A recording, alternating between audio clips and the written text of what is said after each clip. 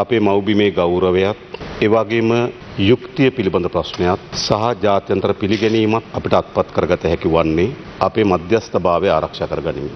எமது தாய்நாட்டின் கௌரவத்தையும் அது தொடர்பில் நியாயம் தொடர்பான பிரச்சனையில் சர்வதேச அங்கீகாரத்தை எமக்கு பெற்றுக்கொள்ள வேண்டிய நிலை எமது நடுநிலைமையை பேணுவதனூடாகவே முடியும். நாம் எந்த வகையிலும் எந்த ஒரு அழுத்தத்திற்கு மத்தியிலும் நடுநிலைமையை மூழ்கடிக்க மாட்டோம். 2026 ஆண்டு 2ஆம் மாதம் 26ஆம் தேதி எம்மிடம் கோரிக்கை ஒன்று முன்வைக்கப்பட்டது. சுமார் 9 மற்றும் 13ஆம் தேதிகளில் இலங்கையுடனான ஒத்துழைப்புகளை மேம்படுத்த நோக்கில் 3 கப்பல்கள் வருகை தர உள்ளதாகவும் அதற்கு அனுமதி கோரப்பட்டது. அதற்கு அனுமதி வழங்குவது தொடர்பில் ஆராய்ந்து வந்தோம். அதற்கு இணைவாக அன்றைய தினம் மாலை அமெரிக்காவிடமிருந்து மத்தள விமான நிலையத்திற்கு வருகை தர 2 யுத்த விமானங்களுக்கு அனுமதி கோரப்பட்டது. நாம் மேற்கொள்ள வேண்டிய தீர்மானம் என்ன? அதன் போது நாம் எமது நாட்டின் நடுநிலை தொடர்பில் தெளிவான முடிவை எடுத்தோம். யுத்த அறிகுறிகள் தென்பட்டதை அடுத்து 2க்கும் நாம் அனுமதி வழங்கவில்லை. அதுதான் நடுநிலைமை. ஈரான் கப்பலுக்கு அனுமதி மறுக்கப்பட்டது என்று கூறியிருந்தார்கள். வழங்கியிருந்தால் என்ன நேர்ந்திருக்கும்? எமது நடுநிலைமை முழுமையாக மூழ்கி இருக்கும். எமது வளையத்திற்கு அப்பால் உள்ள யுத்த நெருக்கடி மத்தள மற்றும் கொழும்பு துறைமுகத்தையும் சூழ்ந்திருக்கும். நாம் அதனை செய்யவில்லை. எந்த அழுத்தத்திற்கு மத்தியிலும் நாம் அதனை பாதுகாத்துள்ளோம். அதன் பின்னர் 4ஆம் தேதி எமது பொருளாதார வளைய எல்லையில் ஈரானுக்குரிய கப்பல் மீது தாக்குதல் மேற்கொள்ளப்பட்டுள்ளதாக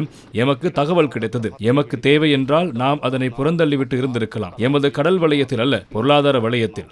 நாம் சர்வதேச இணக்கப்பாடுகள் மற்றும் மனிதாபிமானத்தை அடிப்படையாக கொண்டு எமது கடற்படையினர் விமானப்படையினர் பாரிய மீட்பு நடவடிக்கையை முன்னெடுத்தனர். காயமடைந்த 32 பேரையும் 84 சடலங்களையும் கரைக்கு கொண்டு வந்தோம். 4ஆம் தேதி காலை அந்த தாக்குதலில் பின்னர் அவர்களது மற்றொரு கப்பலில் இயந்திர பகுதி பாதிப்படைந்துள்ளதாகவும் கொழும்பு துறைமுகத்திற்கு வர அனுமதி கோரினார்கள். சர்வதேச சட்டங்களுக்கு அமைய அவர்கள் எமது கடல் எல்லைக்குள் வந்தால் 24 மணித்தியாலங்களே தங்கியிருக்க முடியும். அவ்வாறு இல்லாவிட்டால் எமது கட்டுப்பாட்டின் கீழ் வர வேண்டும். ஒவ்வொரு சம்பவத்தையும் நாம் எமது நடுநிலையோடு ஒப்பிட்டு பார்த்தோம். அதன் பிறகுதான் 24 மணித்தியாலங்களில் செல்ல முடியாததால் எமது கட்டுப்பாட்டுக்குள் வர வேண்டும் என்று குறிப்பிட்டோம். அதிலிருந்து 206 கடற்படை வீரர்கள் எமது கடற்படை முகாமுக்கு கொண்டு வந்தோம். அவதானத்தோடும் மனிதாபிமானத்தோடும் அவர்களை பாதுகாக்கின்றோம். அதுதான் இலங்கை சர்வதேசத்தின் முன்னர் ஏற்றுக்கொள்ளப்பட்டு அங்கீகரிக்கப்படுகிறது. තමවදන්න සමහර අය මෙතන තර්ක කරලා හදනවා අපි මේ එක්සත් ජනපදයත් එක්ක ආරක්ෂක ගිවිසුමට එළඹිලා තිබෙනවා. ඒ නිසා මේ යුද්ධයේ පාර්ශවකරව වීම අපිට වළක්වන්න බැහැ. අසත්‍යයි. එමේ එකඟතාවය කිසිසේත්ම